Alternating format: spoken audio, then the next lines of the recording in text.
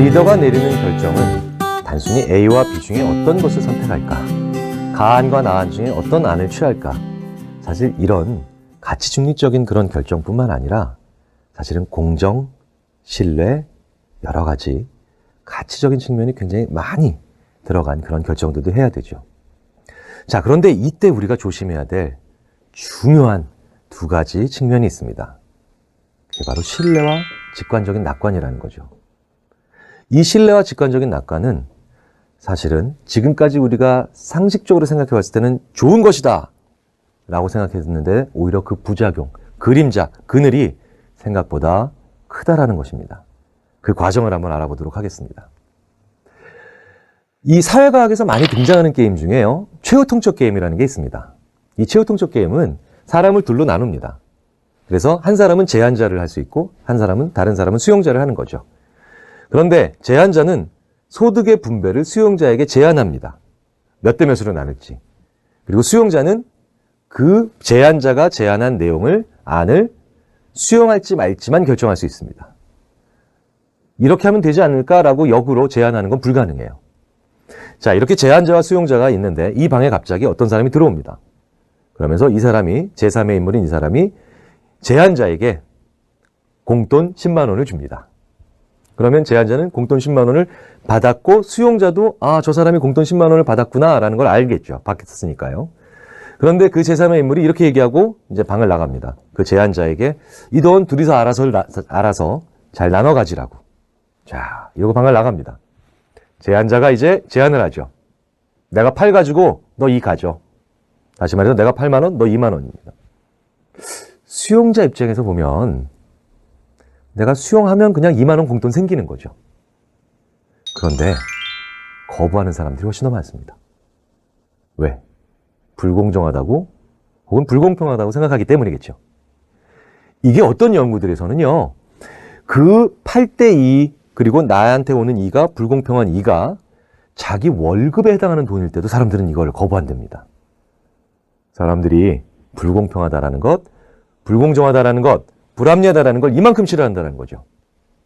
자, 그런데 재미있는 현상이 있습니다. 우리 뇌의 배외측 전전두 피질, 그러니까 전두엽의 일부죠. 이마 부분에 해당하는 이런 배외측 전전두 피질이 이 영역에 손상을 받은 환자들이 있습니다. 이 환자들은요, 그런데 방금 전에 봤던 그런 최후통첩 게임에서 아무리 제안자가 불합리하거나 불공정한 제안을 해도 이런 사람들은 그냥 네, 알겠습니다. 이걸 받아들입니다. 수용자일 때. 심지어는 9.5대 0.5로 해도 받아들인다는 거죠. 야, 그러면 이 영역이 망가진 사람들은 불공정하거나 불합리한 거를 판단 못하기 때문에 그런 건가? 아닙니다. 이 사람들한테 물어봅니다. 당신이 받은 제안이 9대1 혹은 9.5대 0.5라고 하는 이런 불공정한 제안이 공정하다라는 생각을 하시는 겁니까? 라고 하면 이 사람들이 이럽니다. 아니요. 나도 이거 불공정하고 말도 안 된다는 굉장히 불평등한 안이라는 걸 압니다. 판단할 수 있다는 거죠. 그러면 왜 그런데도 불구하고 이 안을 받아들이셨어요? 저 말도 안 되는 제안을 수용하셨어요? 그 다음 대답이 걸작입니다. 왠지 저 사람은 믿을 만한 사람인 것 같다라고 얘기를 합니다. 생면부지의 사람인데도요. 왜? 바로 저 배외측 전전두 피질이라고 하는 곳은 신뢰를 판단하는 곳입니다.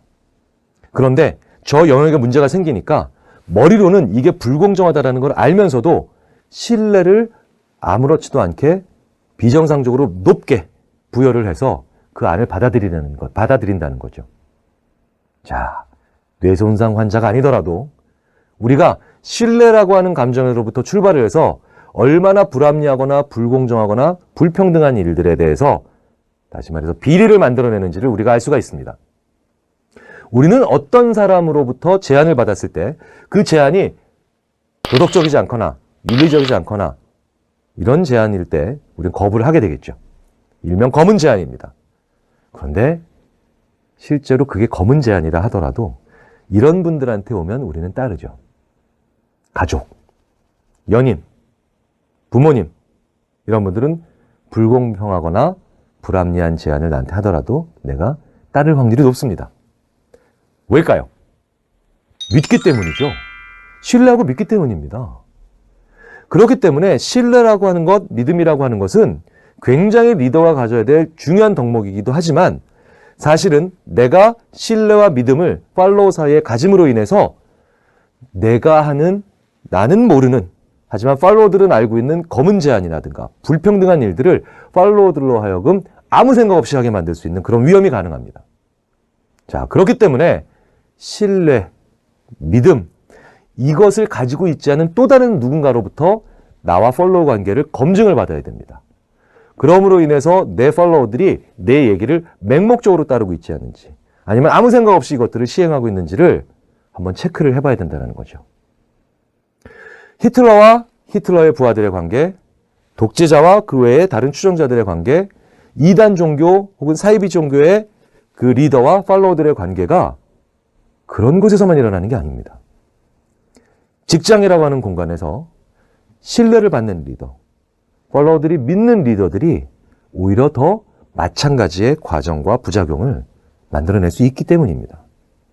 그래서 우리가 그 신뢰와 믿음과는 무관한 다른 사람들한테 늘 우리 관계나 우리 대화, 우리의 의사결정 방식을 보여줘야 되고 점검을 받아야 되는 거죠.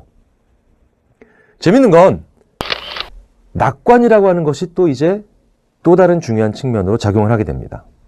왜냐? 신뢰하고 믿으면 낙관이 가능하거든요.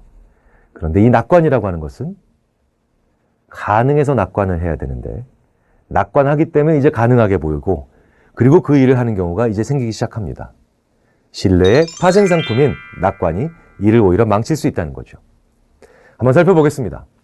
우리는 언제 낙관할까요? 잘 될 거야 라는 낙관이죠.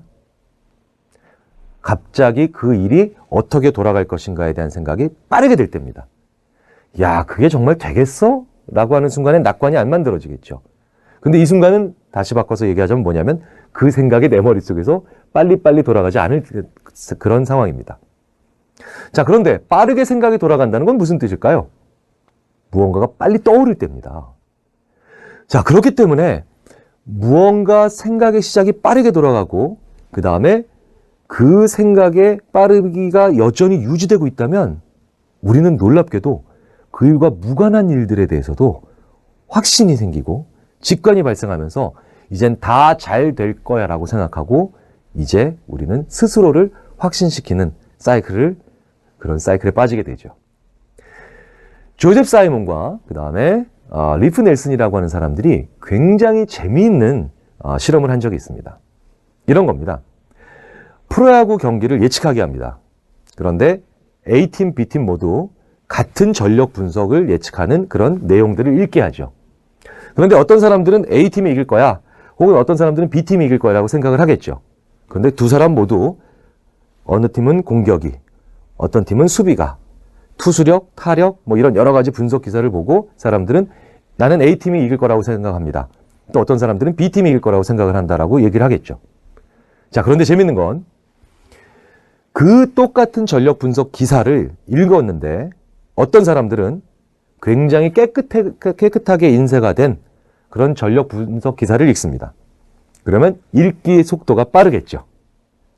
근데 또 어떤 사람들은 흐리게 인쇄가 돼서 꼼꼼하게 읽어야 됩니다. 그러니까 읽기의 속도가 느려지겠죠. 자, 깨끗하게 인쇄가 돼서 읽기를 빠르게 할 수 있었던 그런 상황에 있었던 사람들은 A팀이 이기든 혹은 B팀이 이기든 자신의 예측이 맞았을 거라고 확신하는 정도가 훨씬 높습니다.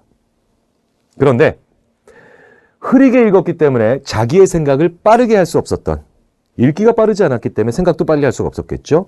그렇기 때문에 읽기의 생각을 빠르게 할 수 없었던 이 사람들은 A팀을 선택했든 B팀을 선택했든 자기의 선택이 맞을 거라는 확신이 그다지 높지 않습니다. 조심한다는 거죠. 근데 같은 내용을 읽었죠. 유일한 차이점은 인쇄 상태입니다. 인쇄 상태로 읽기 속도의 빠르기와 느리기가 결정이 났던 거죠. 그런데도 어이없게도 그 일과는 전혀 무관한 A팀과 B팀의 자신의 선택에 대한 확신에 있어서도 여전히 영향을 받더라는 거죠. 자, 이 이야기는 무슨 이야기냐? 첫째, 맹목적 신뢰는 조심해야 됩니다. 그리고 무관련한 직관을 조심해야 되죠. 그런데 이 모든 것들이 생각을 초반부에 얼마나 빨리 할 수 있느냐 혹은 느리게 할 수밖에 없느냐에 의해서 결정이 된다는 겁니다. 이 초반부의 생각이 빨라진다라고 하는 것은 사람으로 하여금 과도한 확신, 그 다음에 무책임한 직관들을 만들어낸다는 거죠. 자, 그렇기 때문에 무조건 이걸 조심해야 된다. 결정 직전에 이런 얘기가 아니죠. 항상 약점은 오히려 강점으로 만들 수 있거든요. 자, 부풀려진 낙관주의에 빠진 팔로워들이 있습니다. 지금 리더의 입장 눈으로 봤을 땐 이 팔로워들이 무조건 될 거야. 반드시 된다. 근데 이게 너무 부풀려진 낙관주의라고 생각이 됩니다. 그러면 이 사람들로 하여금 별로 상관없어 보이는 일이라 하더라도 느리게 할 수밖에 없는 상황으로 집어넣어주면 됩니다. 꽤 많은 사람들이요, 회의 직전에 복사기가 그날따라 잘 돌아갈 때, 컴퓨터 부팅이 빠르게 돌아갈 때, 이러면 잘 될 거라고 하는 과도한 확신감을 가지고 회의실에 들어갑니다. 그런데 그날따라 아침에 복사기도 계속 종이가 걸리고, 그 다음에 컴퓨터도 잘 안 돌아가고, 그 다음에 커피 메이커의 물도 계속 평상시보다 훨씬 느리게 나옵니다. 그럼 사람들은 이제 느리게 생각하기 시작하면서 조심하고 오늘 뭔가 안 좋은 일이 일어났을 수 있을 것 같다라고 경계하면서 회의실에서 만반의 준비를 하게 되죠. 부풀려진 낙관주의에 빠진 팔로워들은 무관한 일이라도 느리게 할 수밖에 만들어주면 됩니다. 반대로 지나친 비관주의에 빠져서 아무것도 하지 않으려고 하고 에너지를 잃은 팔로워들한테는 그 일과 무관한 일이라 하더라도 굉장히 신속하고 그 다음에 능숙하게, 다시 말해서 빨리 할 수 있게 만들어주면 그 자신감이 지금 하고 있는 비관주의의 상당 부분을 바꿔놓을 수가 있습니다. 인간은 두 가지 생각을 구분하기가 굉장히 어렵습니다. 그래서 반드시 어떤 일에 대해서 힘들어하거나 혹은 낙관주의에 빠져 있다고 해서 하더라도 그 일 자체를 바꿔서 그 생각을 고칠 필요는 없습니다. 다른 부분의 작은 변화를 추구함으로 인해서 실제 내가 원하는 영역에서의 생각의 변화들을 얼마든지 만들어낼 수 있습니다. 큰 변화라고 해서 큰 조치가 필요한 게 아니라는 거죠.